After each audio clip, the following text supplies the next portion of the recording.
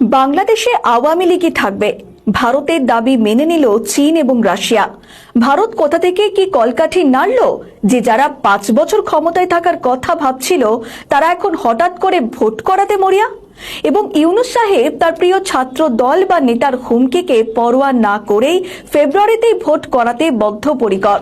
তার উপদেষ্টারা তাই কঠোর ভাষায় এনসিপি এবং জামাতকে জানিয়েও দিয়েছে যে তারা কারো কথা শুনবে না।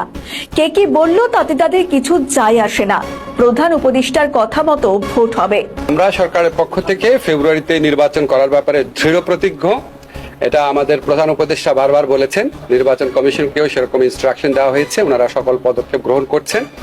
তার আগে কিছু বিষয়ে যে মতভিন্নতা রয়েছে বা মতভেদ রয়েছে সেটা আমরা আশা করি সেটা দূর হয়ে যাবে। এবার আসি পুরো ঘটনাটিতে, যে কোথা থেকে কিভাবে ভারত খেলা ঘুরিয়ে দিয়েছে।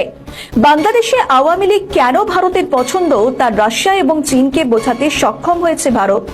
ভারতের স্পষ্ট বক্তব্য, আমাদের মধ্যে প্রতিযোগিতা থাকবে এবং ভূ রাজনৈতিক বিভেদও থাকবে, কিন্তু এশিয়া মহাদেশে কোনোভাবেই আমেরিকাকে দাদাগিরি করতে দেওয়া যাবে না। ভারত এবং চীন দুই দেশই বুঝতে পারছে কেন আমেরিকা বাংলাদেশ এবং মায়ানমারে তাদের ঘাঁটি তৈরি করতে চায়।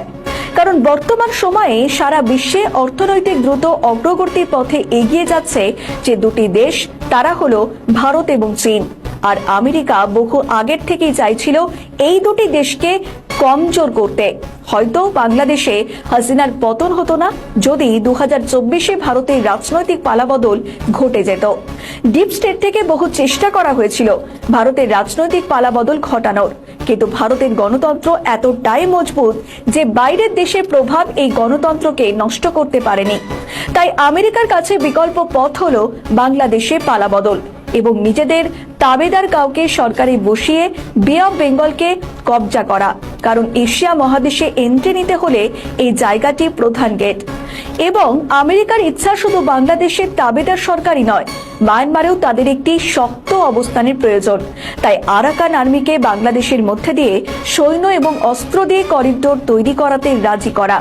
আমেরিকার সুকৌশলে ভারতের অজ্ঞাতে বাংলাদেশে পালাবদল তো ঘটিয়ে দিল, কিন্তু যখন দেখলো ভারত, রাশিয়া এবং চীন এক হয়ে তাদের আশায় জল ঢেলে দিয়েছে, তখন ইউনূস সাহেব বুঝেছেন তার দ্রুত সরে যাওয়া উচিত। কারণ তিনি সরকারি এবং বেসরকারিভাবে যতগুলি জরিপ করিয়েছেন সবগুলির ফল তাকে হতাশ করেছে। তার পছন্দের সব মৌলবাদী দলগুলো তো বটেই, সঙ্গে বিএনপিকে নিয়ে মোট ভোট 32%, আর বাকি 68% ভোট হলো আওয়ামী লীগ বা আওয়ামী লীগ